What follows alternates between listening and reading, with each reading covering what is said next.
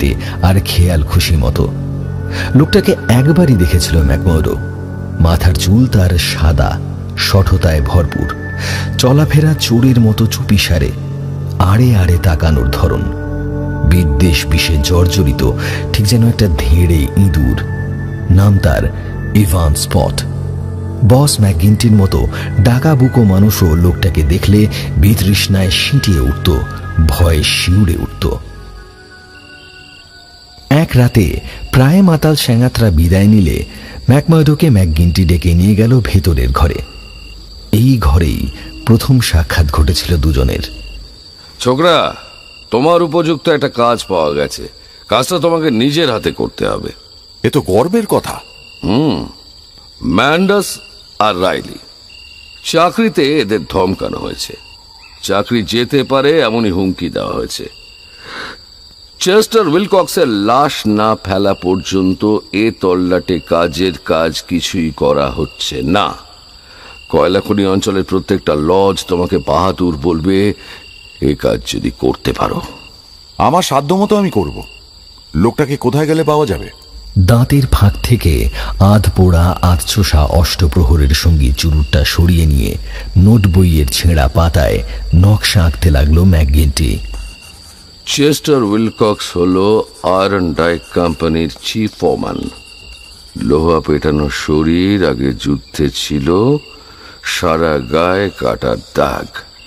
লোকটাকে দুবার খতম করতে গিয়ে দুবারই ব্যর্থ হয়েছি। জিম কানওয়েকে জান দিতে হয়েছে এর জন্য। এবার তোমার পালা। ম্যাপ খুলে আয়রন ডাইক ক্রস রোডের মুখে এই যে বাড়িটা দেখছো, এইখানে ও থাকে। নিরালা বাড়ি, ধারে কাছে কেউ থাকে না। দিনের বেলা সুবিধা করতে পারবে না। কাছে পিস্তল রাখে, ভীষণ তাড়াতাড়ি সোজাসুজি গুলি চালায়, জিজ্ঞেস পর্যন্ত করে না। কিন্তু রাত্রে তোমার পুয়া বারো, বউ, 3 ছেলে মেয়ে আর একজন ঠিকে মেয়ে ছেলে ছাড়া বাড়িতে কেউ থাকে না। বাজবিচার করলে চলবে না। হয় সবাইকে ঘায়েল করতে হবে, নয় সবাইকে ছেড়ে দিতে হবে। সদর দরজায় বোমার বারুদ রেখে বলতেতে আগুন ধরিয়ে দিলে তার অপরাধ? বললাম না জিম কার্নোওয়েকে গুলি করেছে। গুলি করলো কেন? আরে তা নিয়ে তোমার দরকার কি? রাতে বাড়িতে ঢুকেছিল কার্নোওয়ে, গুলি খেয়েছে সঙ্গে সঙ্গে। এর বেশি কিছু তোমার আমার জানার দরকার নেই। বদলা তোমাকে নিতে হবে। মহিলা 2জন আর বাচ্চা 3টের ওপরে? নইলে ওকে তো ঘায়েল করতে পারবে না। কিন্তু ওরা কি দোষ করেছে? অবিচার হয়ে যাচ্ছে না? এ আবার কি কথা? রাজি নও মনে হচ্ছে। আস্তে কাউন্সিলর, আস্তে। কি এমন বলেছি যা থেকে ধরে নিলেন বডি মাস্টারের হুকুম মানতে রাজি নই আমি? তাহলে চাচ্ছ? আলবাত। কবে? 2-1 রাত সময় দিন। বাড়িটা নিজের চোখে দেখে প্ল্যান করতে হবে তো। তারপর? ঠিক আছে, সব ভার তোমার উপর ছেড়ে দিলাম। খবরটা আসার পর জানবে বিরাট উৎসব হবে তোমাকে নিয়ে। এইটাই হবে অঞ্চলে আমাদের চরম আঘাত। এরপর প্রত্যেকেই দেখবে পা জড়িয়ে ধরবে আমাদের। হঠাৎ পাওয়া গুরুদায়িত্ব নিয়ে দীর্ঘক্ষণ গভীরভাবে চিন্তা করল ম্যাকমার্ডো। সেই রাতে একলাই বেরিয়ে পড়ল তোড়জোড় করতে। নিরালা বাড়িটায় পৌঁছল রাত 2টোয়। জোর হাওয়া বইছে, চাঁদের উপর দিয়ে ছেঁড়া মেঘ দ্রুত ভেসে যাচ্ছে। ব্লাডহাউন্ড থাকতে পারে আগেই জানা ছিল বলে পিস্তলের ঘোড়া তুলে এগোচ্ছে পা টিপে টিপে। কিন্তু হাওয়ার গো গো শব্দ আর মাথার উপর দুলন্ত ডালের শব্দ ছাড়া কোনো আওয়াজই নেই। সদর দরজায় পৌঁছে কান খাড়া করেও কোনো আওয়াজ পেল না ম্যাকমার্ডো। ভেতরে সব চুপচাপ। বারুদের থলি দরজায় ঠেস দিয়ে রেখে ছুরি দিয়ে ফুটো করল। থলির গায়ে ঢুকিয়ে দিল বলতে। আগুন লাগিয়ে ছুটতে ছুটতে চলে এলো বেশ খানিকটা তফাতে। তারপরেই ঘটল বিস্ফোরণ। কানের পর্দা যেন ফেটে চৌচির হয়ে গেল। দুমদাম শব্দে ভেঙে পড়তে লাগলো গোটা বাড়িটা। আওয়াজ শুনেই বোঝা গেল কাজ হাসিল হয়েছে।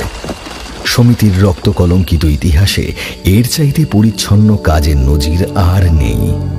কিন্তু হায় রে, এমন একটা সুপরিকল্পিত আর সুসংগঠিত অভিযানের শেষটায় কিন্তু পাওয়া গেল একটি অশ্বডিম্ব। অন্যান্য হত্যাকাণ্ড দেখে হুঁশিয়ার হয়েছিল চেস্টার উইলকক্স। জানত তাকেও একদিন খতম করবে ঘাতকরা। তাই এমনই কপাল যে ঠিক আগের দিন সপরিবারে পালিয়েছে নিরাপদ অঞ্চলে, রয়েছে পুলিশ পাহারায়। লজের প্রত্যেকে ভোটের মাধ্যমে প্রস্তাব অনুমোদন করেছিল এবং ম্যাকমার্ডোর প্রতি পূর্ণ আস্থা জ্ঞাপন করেছিল। কাজেই তখনকার মতো ব্যাপারটা ধামাচাপা পড়েছিল সেইখানে। কয়েক সপ্তাহ পরেই খবরের কাগজে একটা খবর বেরোল। উঁট পেতে বসেছিল গুপ্তঘাতক। উইলকক্সকে অতর্কিতে গুলি মেরেছে সে। এ খবর যখন বেরোলো তখন কিন্তু সবাই জানত অর্ধসমাপ্ত কাজ শেষ করবার জন্যে হন্যে হয়ে ঘুরছে ম্যাকমার্ডো। সেই শীতেই পরপর আরও কয়েকটি নরহত্যায় শিউরে ওঠে সমস্ত উপত্যকা। প্রবীণ জেনকিন্সকে খতম করার পরেই শেষ করা হয় তার ভাই জেমস মারডককে। মেরে হাড়গোড় ভেঙে লাশ বিকৃত করে ফেলা হয় তার। বোমা বিস্ফোরণে শেষ করে দেওয়া হয় গোটা স্ট্যাপ হাউস পরিবারকে। নৃশংসভাবে খুন করা হয় স্টেন্ডলসকে। আতঙ্কের কালো ছায়া আরও গাঢ়ভাবে চেপে বসে ভ্যালি অফ ফিয়ারে। এরপর শীত যায়, বসন্ত আসে। মে মাস, শনিবারের সন্ধে। শনিবারেই মিটিং বসে লজের। ম্যাকমার্ডো বেরোতে যাচ্ছে বাড়ি থেকে মিটিংয়ে যাবে বলে। এমন সময় দেখা করতে এলো দুর্বল চিত্ত মরিস। সৌম্য মুখখানি উৎকণ্ঠায় কালো এবং উদ্ভ্রান্ত। মিস্টার ম্যাকমার্ডো, মন খুলে কথা বলতে পারি আপনার সঙ্গে? নিশ্চয়ই। একদিন আপনাকে আমার প্রাণের কথা বলেছিলাম। বস ম্যাকগিন্টি নিজে এসে জিজ্ঞেস করেও আপনার পেট থেকে কথা বার করতে পারেনি। আমি তা ভুলিনি মিস্টার ম্যাকমার্ডো। আমাকে বিশ্বাস করেছিলেন বলেই বলতে পারিনি। আপনার সঙ্গে একমত হয়েছিলাম বলে মুখ খুলিনি, এটা ভাববেন না যেন। তা জানি, ভালোভাবেই জানি। কিন্তু কি জানেন, আপনি একমাত্র ব্যক্তি যার সঙ্গে আমি প্রাণ খুলে কথা বলেও নিরাপদে থাকতে পারি। একটা গুপ্ত কথা লুকিয়ে রাখতে গিয়ে জ্বলে পুড়ে মরতে বসেছি। খবরটা আমার কানে না এসে আপনাদের কারোর কানে গেলে বাঁচতাম। কিন্তু যদি আমি বলি, রক্ত গঙ্গা বয়ে যাবে, আরো খুন হবে। যদি না বলি, আমাদের প্রত্যেকের দিন ফুরিয়েছে জানবেন। ভগবান ছাড়া এই সমস্যা থেকে কেউ আর আমাদের উদ্ধার করতে পারবে না। আমার মাথায় আসছে না ঠিক কি করা উচিত এখন। বলুন কি কথা? এক কথায় খবরটা এই, পেছনে একজন ডিটেকটিভ লেগেছে।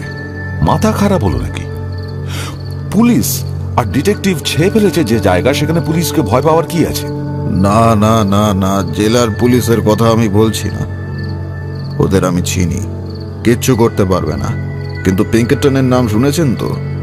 ওই নামের কিছু লোকের কাহিনী আমি পড়েছি। এরা যদি আপনার পিছনে লাগে, বাঁচার রাস্তা নেই জানবেন। এ সরকারি তদন্ত নয়। হলে হলো, না হলে না হলো গোছের মনোবৃত্তি এদের নয়।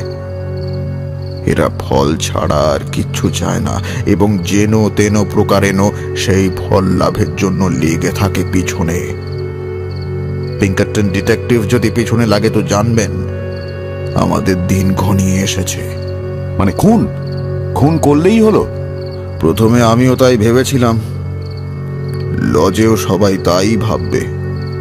বললাম না, খবর দিলেই রক্ত গঙ্গা বয়ে যাবে, আরো খুন হবে। তাতে কি? খুন তো আকছার হচ্ছে এই অঞ্চলে। খুন কি একটা নতুন ব্যাপার? তা ঠিক, কিন্তু আমি তার কারণ হতে চাই না। আমি চিনিয়ে দেওয়ার পর একজন মানুষ খুন হবে, আমি চাই না। জীবনে শান্তি পাবো না আমি। অথচ আমাদের ঘাড়ের উপরেও মাথা থাকবে না, এমনই অবস্থা দাঁড়িয়েছে। মাই লর্ড, কি করি আমি? সামনে পিছনে দুলতে দুলতে চরম দোটানায় পড়ে যেন যন্ত্রণায় ছটফট করতে থাকে মরিস। কথাগুলো কিন্তু গভীরভাবে নাড়া দিল ম্যাকমার্ডোকে। বেশ দেখা গেল বিপদ সম্পর্কে এবং বিপদের মোকাবিলা করার প্রয়োজনীয়তার ব্যাপারে একই মত সে পোষণ করছে মরিসের সঙ্গে। তাই মরিসের কাঁধ খামচে ধরে ঝাঁকিয়ে দিতে দিতে চেঁচিয়ে উঠল প্রায় চিলের মতো, আরে মশাই, চুপচাপ বসে ভেবে আকুল হয়ে কোনো লাভ আছে কি? যা জানেন তা বলুন। লোকটা কে, এখন সে কোথায়, কিভাবে জানলেন তার খবর, আমার কাছেই বা এলেন কেন? একমাত্র আপনি এ বিপদে আমাকে পরামর্শ দিতে পারেন জেনেই এসেছি আপনার কাছে। আগেই বলেছি আপনাকে, এখানে আসার আগে পূর্বাঞ্চলে একটা দোকান ছিল আমার। অন্তরঙ্গ বন্ধু বান্ধবের অভাব সেখানে নেই। এদের একজন কাজ করে টেলিগ্রাফ অফিসে। গতকাল তার কাছ থেকে এই চিঠি পেয়েছি। চিঠির মাথায় যেটুকু আছে পড়ুন। তোমাদের ওদিকে স্কোরার্সদের হালচাল কিরকম? কাগজে এদের অনেক কাহিনী পড়ছি। শুধু তোমাকেই বলি, খুব শিগগিরই আরো খবর তোমার মুখে শোনার আশা করছি। 5টা বড় কর্পোরেশন আর 2টো রেল কোম্পানি এই অরাজকতার বিরুদ্ধে রুখে দাঁড়িয়েছে। খুব শিগগিরই দেখবে খেলা আরম্ভ হয়েছে। অনেক এগিয়েছে এর মধ্যে। পিঙ্কারটন নিজে লোক লাগিয়েছেন এদের হুকুম মতো। ওর সেরা গোয়েন্দা বারি এডওয়ার্ডস কাজ আরম্ভ করে দিয়েছে। এই অনাচারের ইতি হতে আর দেরি নেই। কাজের মধ্যে ডুবে থাকি বলেই অনেক রকম সংকেত লিপি চোখে পড়ে। অদ্ভুত সেই সব গুপ্ত সংকেতের মানে সাধারণ চোখে পড়ে না। আমি যা জেনেছি তা যেন আর কেউ না জানে। অস্থির হাতে চিঠিখানা নাড়াচাড়া করতে করতে নিশ্চুপ হয়ে কিছুক্ষণ বসে রইল ম্যাকমার্ডো। আচ্ছা, আর কেউ জানে এই চিঠির কথা? কাউকে বলিনি। কিন্তু আপনার এই বন্ধু চেনা জানা আর কাউকে লেখেননি তো? সেরকম চেনা জানা আরো 2-1 এ তল্লাটে আছে বটে। লজের মেম্বার হতে পারে। বারি এডওয়ার্ডস দেখতে কিরকম? হয়তো আর কাউকে লিখেছেন আপনার বন্ধু। জানা থাকলে খুঁজে বের করতে সুবিধে হতো, তাই জিজ্ঞেস করছিলাম। তা হতো ঠিকই, কিন্তু অত খবর আমার বন্ধু জানে বলে মনে হয় না। কাজ করতে করতে চোখে যা পড়েছে তাই লিখেছে। পিঙ্কারটন ডিটেকটিভকে দেখতে কেমন আমি কি করে জানবো বলুন তো? আরে সর্বনাশ, বুঝেছি কে। কি বোকা আমি, আগেই বোঝা উচিত ছিল আমার। কিন্তু কপাল ভালো আমাদের। ঠিক আছে, দিচ্ছি বাছাদনকে ঠিক করে। মরিস, এই ব্যাপার আমার উপর ছেড়ে দিচ্ছেন কিনা বলুন। নিশ্চয়ই নিশ্চয়ই, কিন্তু আমাকে এর মধ্যে রাখবেন না। কথা দিলাম, আপনি সরে দাঁড়ান। আপনার কোনো দায়িত্ব আর নেই। যা করবার আমি করব। আপনার নাম পর্যন্ত প্রকাশ পাবে না। সব ঝুঁকি আমি নিলাম। চিঠিখানা যেন আমি পেয়েছি, আপনি নন। খুশি? আমি তাই বলতে যাচ্ছিলাম। তাহলে সব আমার উপর ছেড়ে দিন, মুখে চাবি দিয়ে রাখুন। লজে চললাম। পিঙ্কারটনের আক্কেল দাঁত গজিয়ে ছাড়ছি। খুন করবেন নাকি? খবর যত কম জানবেন ততই পরিষ্কার থাকবে আপনার বিবেক। ঘুম ভালো হবে। প্রশ্ন করবেন না। দেখুন কোথাকার জল কোথায় দাঁড়ায়। যা ঘটবার তা ঘটবে। দায় দায়িত্ব আমার। বেশ বুঝেছি। লোকটার রক্তে হাত রাঙিয়ে গেলাম। আত্মরক্ষার নাম নরহত্যা নয়। এ লোক যদি খুশি মতো ঘুরে বেড়ায় উপত্যকায়, আমরা কেউ নিরাপদ নই। সবাইকে শেষ করে ছাড়বে একাই। ব্রাদার মরিস, লজকে নিশ্চিত ধ্বংসের হাত থেকে বাঁচানোর জন্য আপনি কিন্তু বডি মাস্টার নির্বাচিত হতে পারেন। মুখে পরিহাস করলেও ম্যাকমার্ডোর কার্যকলাপ দেখে বোঝা গেল উটকো উৎপাত এই লোকটিকে নিয়ে সে যথেষ্ট সিরিয়াস। নিজেকে দোষী প্রতিপন্ন করা যায় এরকম সব কাগজ পুড়িয়ে ফেলল বাড়ি ছেড়ে বেরোনোর আগেই। কাগজপত্র ধ্বংস করে বেশ বড় রকমের একটা তৃপ্তির নিঃশ্বাস ফেলেও মনে হলো বোধহয় বিপদ এখনো কাটেনি। তাই লজে যাওয়ার পথে গেল বুড়ো শাফটারের বাড়িতে। যদিও এ বাড়িতে প্রবেশ তার নিষেধ, কিন্তু জানলায় টোকা মারতেই এটি বেরিয়ে এলো বাইরে। দেখল প্রিয়তমের 2 চোখ থেকে উধাও হয়েছে আইরিশ শয়তানির নাচানাচি। মুখভাব সিরিয়াস। দেখেই বুঝলো এটি বিপদে পড়েছে ম্যাকমার্ডো। কি হয়েছে জ্যাক? কি হয়েছে তোমার? ঝামেলায় পড়েছো নিশ্চয়ই। খুব একটা সাংঘাতিক কিছু নয়, তবুও সময় থাকতেই সরে পড়া দরকার। সরে পড়ার কথা বলছো? তোমাকে কথা দিয়েছিলাম সময় হলেই এই তল্লাট ছেড়ে চলে যাব। সেই সময় এখন আসছে বলে মনে হচ্ছে। আজ রাতেই একটা খবর পেয়েছি, খুব খারাপ খবর। বিপদ ঘনিয়ে আসছে। পুলিশ নাকি? পিঙ্কারটন। কিন্তু অত কথা জানবার তোমার দরকার নেই। আমাদের মতো লোকেদের কাছে পিঙ্কারটন মানে কি তাও শুনবার দরকার নেই। জড়িয়ে পড়েছি এইসব ঝামেলায়, তাই যত তাড়াতাড়ি কেটে বেরিয়ে যেতে পারি ততই মঙ্গল। তুমি বলেছিলে আমি গেলে আমার সঙ্গে তুমি আসবে। অবশ্যই। এটি কয়েকটা ব্যাপারেও আমি কিন্তু সৎ। অসততার চিহ্ন পাবে না। পৃথিবী যদি একদিকে থাকে আর আমি আর একদিকে, তাহলেও জানবে তোমার কেশাগ্র ছুঁতে দেব না কাউকে। যে সোনার সিংহাসনে তোমাকে বসিয়েছি, কোনোদিন সেই আসন থেকে আমার চোখে তুমি বিচ্যুত হবে না। বিশ্বাস করবে আমাকে? মুখে একটি কথাও বলল না এটি, শুধু হাত রাখলো প্রিয়তমের হাতে। তাহলে যা বলি শোনো এবং সেই মতো কাজ করো। এছাড়া 5 বার পথ আর নেই। শিগগিরই অনেক কিছু ঘটতে চলেছে এই উপত্যকায়। আমার সমস্ত সত্তা দিয়ে তা অনুভব করছি। আমাদের অনেককেই পালাতে হবে এখান থেকে। আমিও তাদের একজন। দিনে বা রাতে যখনই চাই না কেন, তোমাকে আসতে হবে আমার সঙ্গে। আসবো জ্যাক, আমি আসবো, তোমার পরেই আসবো। না না, আমার সঙ্গে আসতে হবে, পরে নয়। এই উপত্যকায় আর কোনোদিন ঢুকতে নাও পারি, তাই তোমাকে ফেলে রেখে যাওয়া সম্ভব নয়। পুলিশের জ্বালায় হয়তো আর কখনো খবর পর্যন্ত পাঠাতে পারবো না। যেখান থেকে এখানে আমি এসেছি সেখানে এক ভদ্রমহিলাকে আমি চিনি, অত্যন্ত ভালো মানুষ। তার কাছেই তুমি থাকবে আমাদের বিয়ে না হওয়া পর্যন্ত। আসবে? আসবো, নিশ্চয়ই আসবো। আমার উপর তোমার এই বিশ্বাসের জন্য ভগবান তোমার ভালো করবেন। শোনো, খবর পেলেই সব ছেড়ে ছুড়ে দিয়ে সোজা চলে আসবে ডিপোর ওয়েটিং হলে। আমি না আসা পর্যন্ত থাকবে।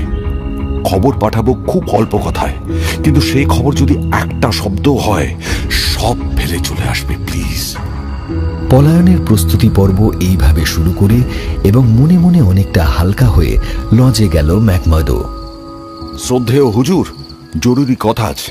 ব্রাদার ম্যাকমার্ডোর জরুরি কথা আছে। লজের নিয়ম অনুসারে দাবি মঞ্জুর হলো। বলো কি বলবে? পকেট থেকে চিঠিটা বার করলো ম্যাকমার্ডো। শ্রদ্ধেয় হুজুর এবং ভাইগণ, খুব খারাপ খবর এনেছি আজ রাতে, কিন্তু খবরটা না জেনেই, নিশ্চিহ্ন হয়ে যাবার আগে জেনে গিয়ে সেই মতো তৈরি হওয়া ভালো। আমি একটা গোপন খবরে জেনেছি যুক্তরাষ্ট্রের 5টা অত্যন্ত শক্তিশালী আর সমৃদ্ধ সংস্থা একজোট হয়েছে আমাদের নিকেশ করার জন্য, এবং এই মুহূর্তে বারি এডওয়ার্ডস নামে একজন পিঙ্কারটন ডিটেকটিভ এই অঞ্চলে সাক্ষ্য প্রমাণ সংগ্রহ করে বেড়াচ্ছে, যাতে আমাদের অনেককে ফাঁসি কাঠে তুলতে পারে, বাকি সবাইকে গারদ ঘরে ঢুকিয়ে রাখতে পারে। এই ব্যাপার নিয়ে জরুরি আলোচনা দরকার। ব্রাদার ম্যাকমার্ডো, প্রমাণ কি? প্রমাণ এই চিঠি, হাতে এসেছে একটু আগে। কথা দিয়েছি বলেই এই চিঠি আপনাদের হাতে দিতে পারছি না। চিঠি সম্বন্ধে এর বেশি একটা কথাও আর বলতে পারবো না। এছাড়া আর কোনো কথাও নেই। যেভাবে এই কেস এসেছে আমার কাছে, সেইভাবেই হাজির করলাম আপনাদের কাছে। বার্ডি এডওয়ার্ডসের নাম আমি শুনেছি। পিঙ্কারটন সার্ভিসের সর্বসেরা গোয়েন্দা হিসেবে তার সুনাম আছে। তার চেহারা দেখে চিনতে পারবে এমন কেউ আছে এখানে? আমি পারি। সে এখন আমাদের মুঠোর মধ্যে বললেই চলে। বুদ্ধিমানের মতো এখন যদি চটপট চড়াও হতে পারি, ঝটপট শেষ করে ফেলা যাবে ব্যাপারটা। আমাকে যদি বিশ্বাস করেন, সাহায্য করেন, ভয়ের কোনো কারণ নেই জানবেন। ভয়টা কিসের? আমাদের কাজ কারবার সে জানবে কি করে? আমরা প্রত্যেকেই আপনার মতো শক্ত হলে ও কথা মানাতো, কিন্তু এ লোকের পেছনে ধনকুবেরদের কোটি কোটি টাকার শক্তি কাজ করছে। টাকায় কেনা যায় না এমন দুর্বল চিত্ত ব্রাদার কি এই লজে নেই মনে করছেন? সব খবরই সে পাবে। এতদিনে হয়তো পেয়েও গেছে। ওষুধ এখন একটাই, এই উপত্যকা ছেড়ে সে যেন আর বাইরে যেতে না পারে। ব্রাদার বলডউইন, অনেক ব্যাপারেই তোমার সঙ্গে আমার মতের মিল হয়নি, কিন্তু আজ রাতে তুমি আমার মনের কথা বলেছ। কোথায় সে? চিনব কি করে? শ্রদ্ধেয় হুজুর, বিষয়টা গুরুতর। প্রকাশ্যে আলোচনা করা ঠিক নয়। আমাদেরই কোনো একজনকে আমি সন্দেহ করছি, ঈশ্বর যেন ক্ষমা করেন সেজন্য। কিন্তু কথাটা যদি ঘুণাক্ষরেও সেই লোকের কানে পৌঁছয়, তাহলে আমরা তার টিকি পর্যন্ত আর ধরতে পারবো না। মিস্টার চেয়ারম্যান, আমি প্রস্তাব করছি আপনাকে, ব্রাদার বল্ডউইনকে এবং আরো 5 জনকে নিয়ে একটি ট্রাস্টি কমিটি করা হোক। সেখানেই আমি জানি মন খুলে আলোচনা করতে পারবো এবং কি করা উচিত তাও বলতে পারবো। সঙ্গে সঙ্গে গৃহীত হলো প্রস্তাব, নির্বাচিত হলো কমিটি। চেয়ারম্যান আর বলউইন ছাড়াও কমিটিতে রইল শকুনি মুখ সেক্রেটারি হ্যারাওয়ে, নরপশু তরুণ গুপ্তঘাতক টাইগার কর্ম্যাক, ট্রেজারার কার্টার এবং উইলাবি ব্রাদার্স। ভয়শূন্য বেপরোয়া প্রকৃতির জন্য যারা হেন কাজ নেই যা পারে না। লজের অধিবেশনে মদ খাওয়াটা একটা প্রথা, কিন্তু সেদিনই পর্বটি সংক্ষেপে এবং প্রায় চুপচাপ সাঙ্গ হলো। তাড়াতাড়ি বেরিয়ে পড়ল সবাই লজ ছেড়ে। সলা পরামর্শ করতে বসল ট্রাস্টি কমিটি। শুরু করো ম্যাকমার্ডো। 7টি চেয়ারে পাথরের মতো বসে রইল 7টি পুরুষ। বারি এডওয়ার্ডসকে চিনি, এই মাত্র বলেছি আপনাদের। সে যে স্বনামে এই অঞ্চলে নেই তা না বললেও চলে। লোকটা সাহস আছে। স্টিভ উইলসন এই নাম নিয়ে উঠেছে হবসন্স প্যাচে। তুমি জানলে কি করে? তার সঙ্গে গল্প করে। তখন কিন্তু ভাবিও নি, পরেও মাথায় আসেনি। এই চিঠিখানা হাতে পেতেই বুঝলাম সেই লোকই বটে। গত বুধবার গাড়িতে আলাপ। আমাকে বলল পেশায় সে সাংবাদিক। কথাটা বিশ্বাস করেছিলাম তখনকার মতো। এসেছে নিউ ইয়র্ক প্রেস পত্রিকার তরফ থেকে। স্কোরের সম্পর্কে যত রকম খবর আছে সব তার চাই। পুরো ব্যাপারটা নাকি ওর ভাষায় একটা প্রকাশ্য অত্যাচার। অনেক প্রশ্নই জিজ্ঞেস করলো আমাকে ঘুরিয়ে ফিরিয়ে। উদ্দেশ্য খবরের কাগজে ছাপানোর মতো খবর। কিন্তু বিশ্বাস করুন, একটা বেফাঁস কথাও বলিনি আমি। বলে কিনা সম্পাদকের মনের মতো খবর হলে কাঁড়ি কাঁড়ি টাকা দেব। তখন এমন সব খবর দিলাম যা শুনলে খুশি হয় সে। পুরস্কার স্বরূপ পেলাম $20 নোট। বলল এর 10 গুণ পাবে যদি আরো খবর আনতে পারো। কি বললে তখন? মুখে মুখে বানিয়ে বলে গেলাম রাশি রাশি গল্প। আচ্ছা, সে যে আসলে খবরের কাগজের লোকই নয় বুঝলে কি করে? তাও বলছি। ও নেমে গেল হবসন্স প্যাচে, আমিও নাম। টেলিগ্রাম ব্যুরোয়ে যখন আমি ঢুকছি ও তখন বেরোচ্ছে। বেরিয়ে যাওয়ার পর অপারেটর বলল আমাকে এই জিনিসের ডবল চার্জ হওয়া উচিত। আমি বললাম ঠিক কথা। ফর্মটা দেখলাম। আগা গোড়া উদ্ভট কথা। আমাদের কাছে চাইনিজ ভাষা ছাড়া আর কিছু মনে হবে না। ক্লার্কটা বলল সে নাকি রোজ এইরকম একখানা টেলিগ্রাম পাঠায়। আমি জিজ্ঞেস করলাম খবরের কাগজের বিশেষ খবর কিনা। পাছে আর কেউ মানে বুঝে ফেলে তাই সংকেতে খবর লেখে। অপারেটর নিজেও তখন তাই ভেবেছিল। আমিও এর বেশি ভাবতে পারিনি, কিন্তু এখন আর তা ভাবি না। ঠিক ধরেছ, কিন্তু এখন কি করা উচিত বলে মনে হয় তোমার? এক্ষুনি গিয়ে খতম করে দিলেই হয়। হ্যাঁ হ্যাঁ, যত তাড়াতাড়ি হয় ততই মঙ্গল। কোথায় তাকে পাওয়া যাবে জানলেই বেরিয়ে পড়ব। হবসন্স প্যাচে থাকে জানি, কিন্তু বাড়িটা চিনি না। একটা ফোন দিয়ে এটেছি, শুনবেন? বলো, শুনছি। কাল সকালে প্যাচে যাব আমি। অপারেটরকে জপিয়ে ঠিক বার করে নেব সে কোথায় আছে। অপারেটর খুঁজে পাবে সহজেই। দেখা করে বলবো আমি নিজেই একজন ফ্রিম্যান। লজের সমস্ত গুপ্ত কথা ফাঁস করতে রাজি আছি, কিন্তু ভালো দাম দিতে হবে। বাজি ফেলে বলতে পারি এ টোপ সে গিলবেই। বলবো কাগজপত্র আমার বাড়িতেই আছে। রাত 10টায় যদি আসে তখন বাড়িতে আর কেউ থাকবে না, বেরিয়ে যাবে যে যার কাজে। কিন্তু কাগজগুলো সেই ফাঁকে সে দেখে নিতে পারবে। লোকটা চতুর, বুঝে নেবে। আমরাও তাকে কবজায় পাব। তারপর কি করবেন সে প্ল্যান আপনার। বিধবা ম্যাকনামারার বাড়ি এমনিতে ফাঁকা, নিরিবিলি। ভদ্রমহিলার ধাত শক্ত, কানে একদম কালা। বাড়িতে থাকি শুধু আমি আর স্ক্যানলেন। লোকটা যদি কথা দেয় আসবো, আপনাদেরকে জানিয়ে দেব। রাত 9টার মধ্যেই আপনারা 7 জন হাজির থাকবেন আমার ঘরে। ভেতরে তাকে ঢোকাবো। তারপর যদি জ্যান্ত বেরিয়ে যেতে পারে তো বাকি জীবনটা বলে বেড়াবে বারি এডওয়ার্ডসের কপাল ভালো। পিঙ্কারটন সার্ভিসে শিগগিরই একটা চাকরি খালি হতে চলেছে। ম্যাকমার্ডো, ওই কথাই রইল। রাত 9টায় তোমার ঘরে আসছি। ভেতরে ঢুকিয়ে দরজাটা বন্ধ করার পর বাকিটা ছেড়ে দিও আমাদের উপর। বন্দোবস্ত মতো হবসন্স প্যাচে গেল ম্যাকমার্ডো। সেদিন সকালেই যেন পুলিশের নিক নজর একটু বেশিভাবে পড়তে দেখা গেল ওর উপর।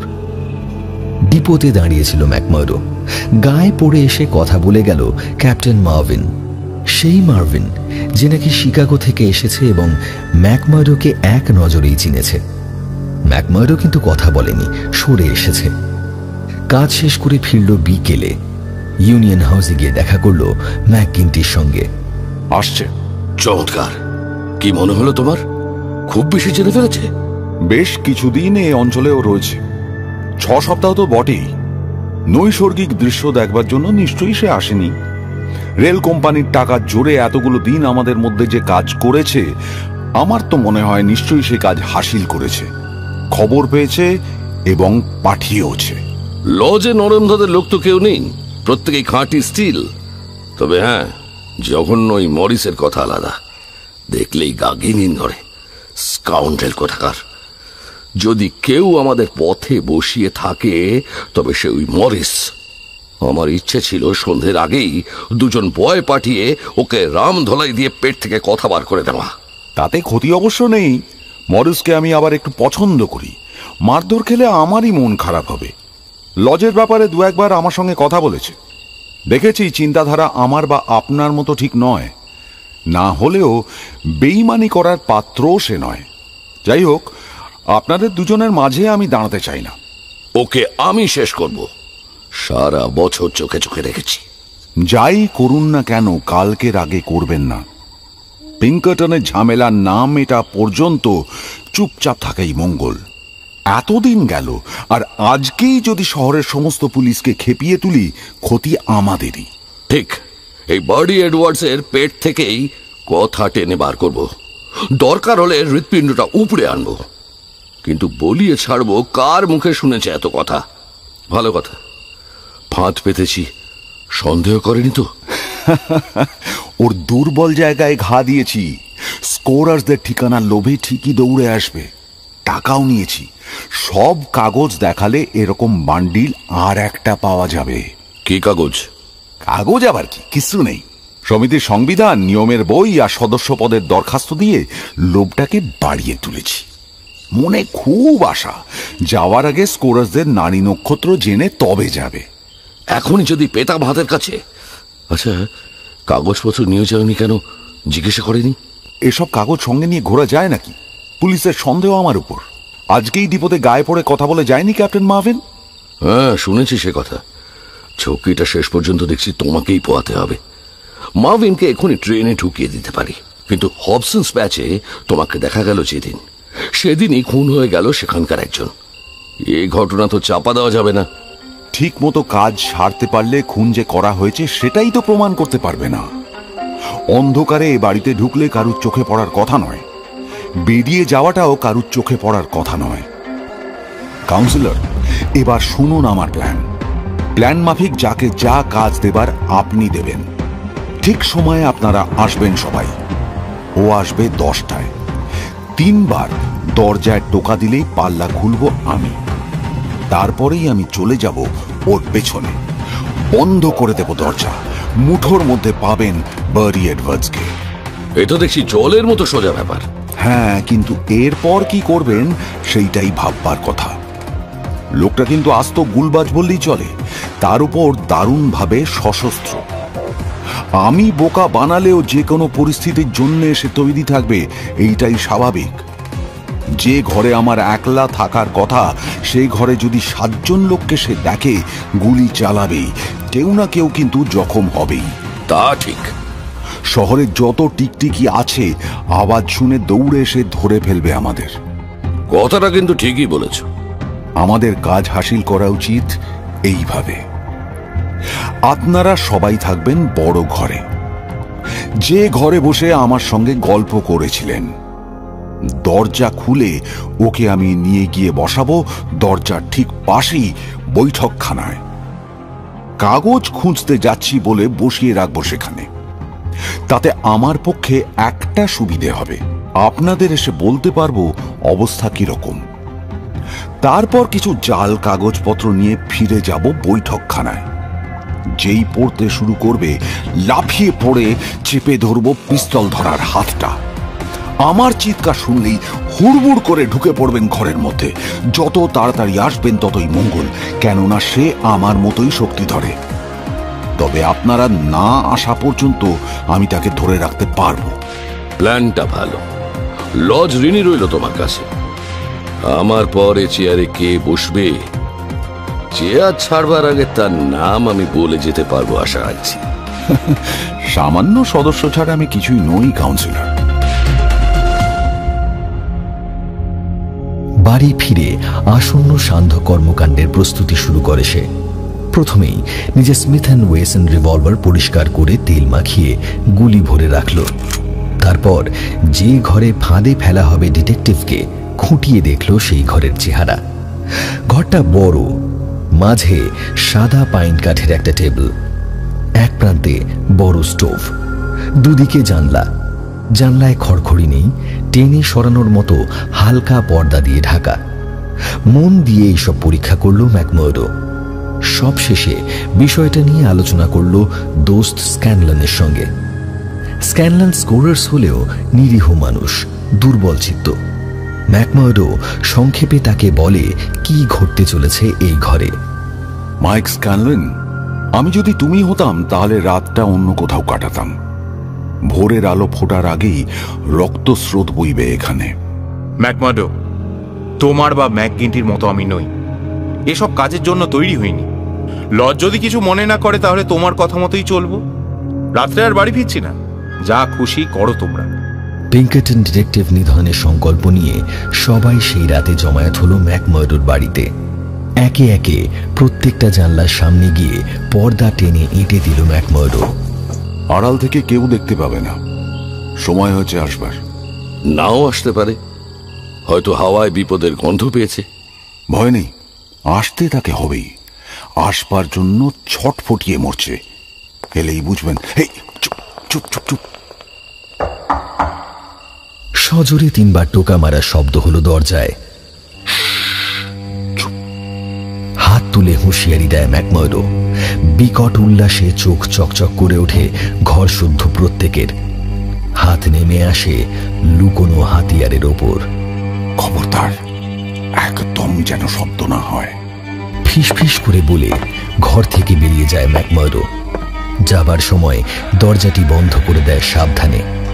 কান খাড়া করে ওত পেতে থাকে মানুষ খুনির দল। সিঁড়ি বেয়ে কমরেডের নেমে যাওয়ার শব্দ ভেসে আসে। মনে মনে গনে ধাপ নামা হলো। তারপর শুনল দরজা খুলছে ম্যাকমার্ডো। স্বাগত সম্ভাষণের 2-4টে কথা ভেসে আসে কানে। এরপর বাড়ির ভেতরে শোনা যায় অদ্ভুত পদধ্বনি এবং একটা অচেনা কণ্ঠস্বর। মুহূর্তকাল পরেই দড়াম করে দরজা বন্ধ হওয়ার সঙ্গে সঙ্গে চাবি ঘুরানোর আওয়াজ। ফাঁদের মধ্যে ঢুকেছে শিকার, আর ভয় নেই। বিকটভাবে হেসে ওঠে টাইগার কর্ম্যাক। বিরাট থাবা হাত দিয়ে মুখ চেপে ধরে বস ম্যাকগিন্টি। বিড়বিড় স্বরে কথাবার্তা শোনা যায় পাশের ঘরে, একঘেয়ে এবং একটানা, যেন অনন্তকালেও ফুরবে না। তারপরেই খুলে গেল দরজা। ঘরে ঢুকল ম্যাকমার্ডো, আঙুল ঠোঁটের ওপর। টেবিলের প্রান্তে এসে ঘুরে দেখল সবাইকে। সূক্ষ্ম একটা পরিবর্তন এসেছে চোখ মুখে। বিরাট একটা কাজের জন্য যেন দেহ মন প্রস্তুত, এমনই হাবভাব। শেষকালে আর থাকতে না পেরে বলে বসে ম্যাকগিন্টি, কি হলো? ঢুকেছে? বার্ডি এডওয়ার্ডস এসেছে? হ্যাঁ, এসেছে। বার্ডি এডওয়ার্ডস এখানেই আছে। আমি বার্ডি এডওয়ার্ডস। সংক্ষিপ্ত এই ভাষণের পর 10 সেকেন্ড এমন অখণ্ড নীরবতা বিরাজ করতে লাগলো যেন কেউ নেই ঘরের মধ্যে। একদম খালি।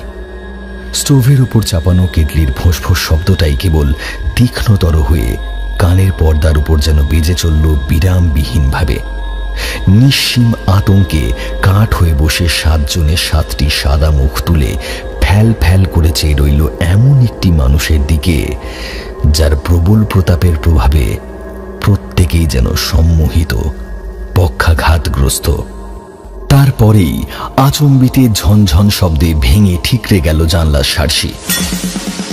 ভাঙা কাচের মধ্যে দিয়ে প্রত্যেকটা জানলায় আবির্ভূত হলো একটি করে রাইফেলের চকচকে নল। টান মেরে ফেলে দেওয়া হলো পর্দাগুলো।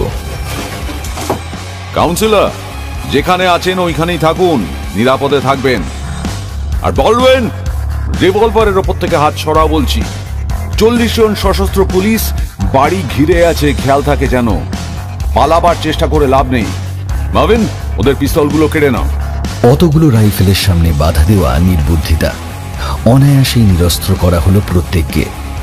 মুখ ভারী করে ভিজে বেড়ালের মতো ভীষণ অবাক হয়ে টেবিল ঘিরে বসে রইল 7টি নরপশু। ছাড়াছাড়ি হওয়ার আগে একটা কথা বলে যাই।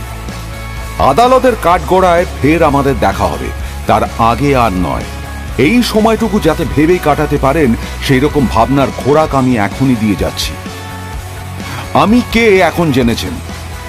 তুরুপের তাস ফেলে গেলাম আজ রাতে। আমি পিঙ্কারটনের বারি এডওয়ার্ডস। আপনাদের দল ভাঙাবার জন্য নির্বাচন করা হয়েছিল আমাকে। বড় কঠিন আর বিপজ্জনক খেলায় নামতে হয়েছিল আমাকে। ক্যাপ্টেন মার্ভিন আর আমার অন্নদাতারা ছাড়া পৃথিবীর আর কেউ জানে না আমি কি খেলায় নেমেছি। তাই খেল খতম হলো আজ রাতে, জিতলাম আমি।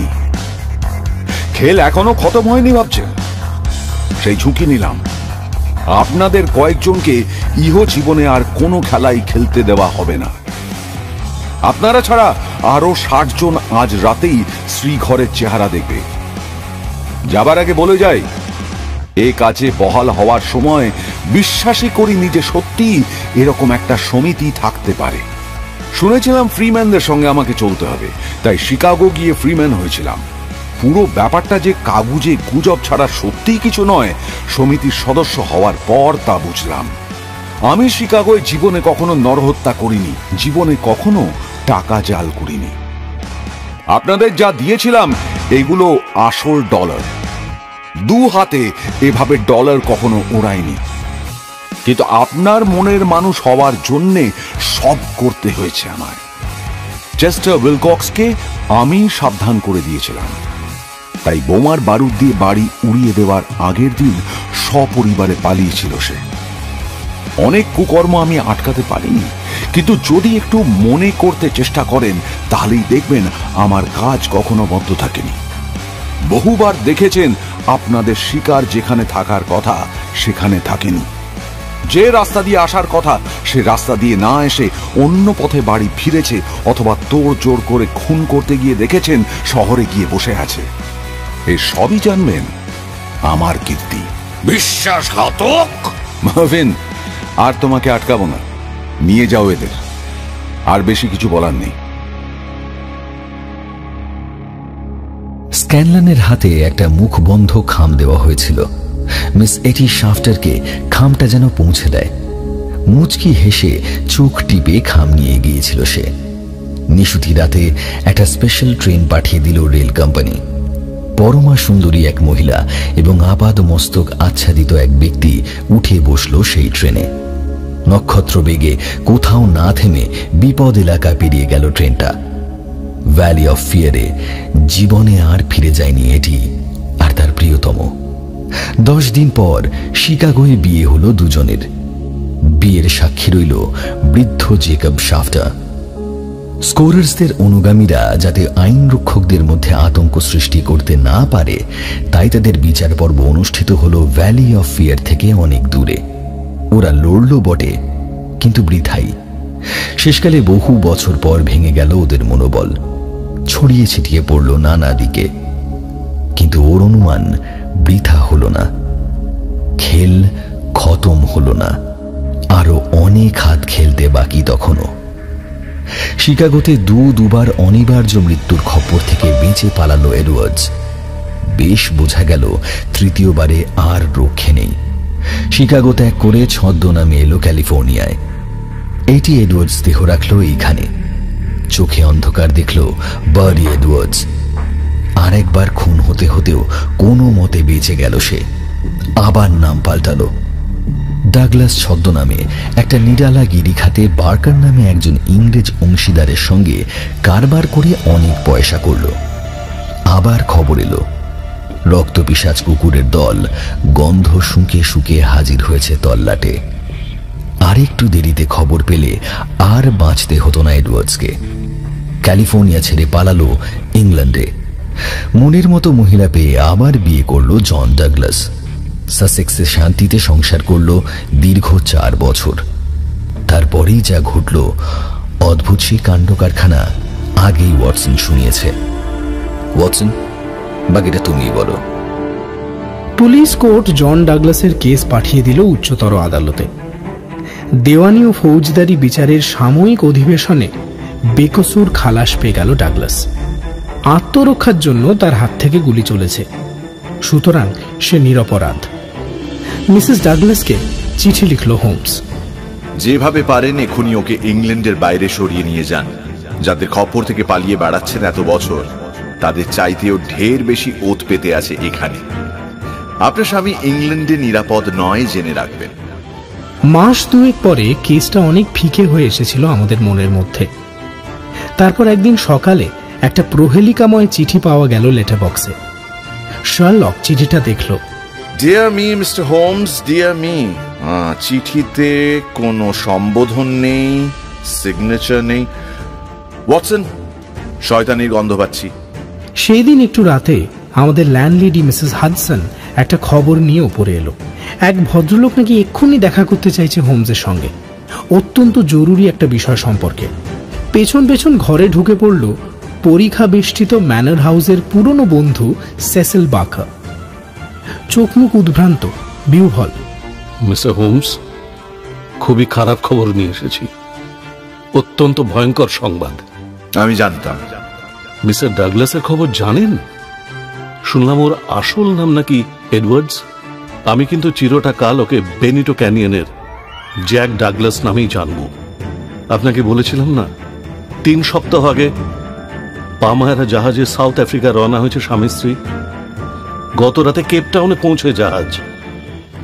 আজ সকালে পেলাম এই কেবলটা মিসেস ডাগলাস পাঠিয়েছেন। দেখুন, সেন্ট হেলেনায় ঝড়ের সময় জাহাজ থেকে পড়ে নিখোঁজ হয়েছে জ্যাক। কেউ জানে না কখন ঘটল দুর্ঘটনা। Ivy Douglas. আচ্ছা, শেষটা তাহলে এইভাবে করা হলো। সাজানোটা ভালোই হয়েছে মানতে হবে, কোথাও কোনো ত্রুটি নেই। তোমার কি মনে হয় দুর্ঘটনা নয়, খুন? নিশ্চয়ই। আমারও তাই মনে হয়। শয়তানের বাচ্চা স্কোরার্স ক্রিমিনালদেরই নাটকীয় প্রতিহিংসা। আরে না না, এ ব্যাপারে ওদের চেয়ে বড় একজনের হাত রয়েছে। স্কাউরার্সদের গুরু হওয়ার মতো ক্ষমতা সে রাখে। করাত দিয়ে কাটা শটগান বা জবরজং রিভলভারের কেস এটা নয়। নামী শিল্পীর তুলি টান দেখেই বোঝা যায়। ক্রাইমের ধরন দেখলে আমিও চিনতে পারি মরিয়াটিকে। এ কাজ লন্ডনের, আমেরিকার নয়। কিন্তু কেন? এখনই তার কি মোটিভ? মোটিভ একটাই, সে কখনো ব্যর্থ হয় না। যে কাজে হাত দেয় সে কাজ শেষ না করে ছাড়ে না, তাই সে অপ্রতিদ্বন্দ্বী। একটি মাত্র লোককে নিকেশ করার জন্য বিরাট একটা মস্তিষ্ক ও বিশাল একটা সংগঠন সক্রিয় হয়েছিল, সেটা মনে রেখো ওয়াটসন। হাতুড়ির এক ঘায়ে বাদাম গুঁড়িয়ে দেবার মতো এরা সমস্ত শক্তি সংহত করে। আঘাত হানবার সময় তাই কখনো ব্যর্থ হয় না, নিষ্ঠার সঙ্গে কাজ হাসিল করে প্রতিবার। কিন্তু এ ব্যাপারে সে নাক গলাচ্ছে কেন?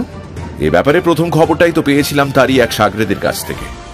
বিদেশ বিভুঁইয়ে খুন খারাপি করতে গেলে সেখানকার ক্রিমিনালদের শরণ নিতে হয়, অংশীদার হয়ে কাজ ছাড়তে হয়। এ পরামর্শ আমেরিকানরা পেয়েছিল বলেই ক্রাইমের এই বিরাট কনসালটেন্টের শরণ নিয়েছিল। সেই মুহূর্ত থেকে কিন্তু আয়ু ফুরিয়েছিল জন ডাগলাসের। প্রথমে সংগঠনের লোকজন লাগিয়ে হদিশ বার করা হয়েছিল জন ডাগলাসের। এজেন্ট ব্যর্থ হয়েছে, খবরের কাগজে এ খবর পড়েই কিন্তু সে ঠিক করেছিল এবার হাত লাগাবে নিজেই। ওস্তাদের খেল দেখিয়ে তাক লাগিয়ে দেবে দুনিয়াকে। মনে পড়ে মিস্টার বাকার, বার্লস্টোন ম্যানর হাউসে আপনার বন্ধুকে বলেছিলাম এরপর যে বিপদ আসছে তা ফেলে আসা বিপদের চেয়ে অনেক বেশি ভয়ানক। কি ওয়াজন্ট আই রাইট? নীরবে বসে রইলাম আমরা প্রত্যেকেই কয়েক মিনিট। শার্লক হোমস চেয়ে রইল দূরের দিকে। সাংঘাতিক ওই চোখ জোড়ায় চূড়ান্ত চাহনি দিয়ে যেন এফোড় ওফোড় করে ফেলতে চাইল কাউকে। আমি বললাম, ওকে কি কেউ হারাতে পারবে না? সেরকম কথা আমি বলিনি, কেউ ওকে হারাতে পারবে না এমন কথা আমি বলবো না, কিন্তু আমার সময় চাই ওয়াটসন। আই নিড টাইম, আর অনেকটা সময়। তুমি নিশ্চিত পারবে Holmes? It's elementary, my dear Watson. It is elementary.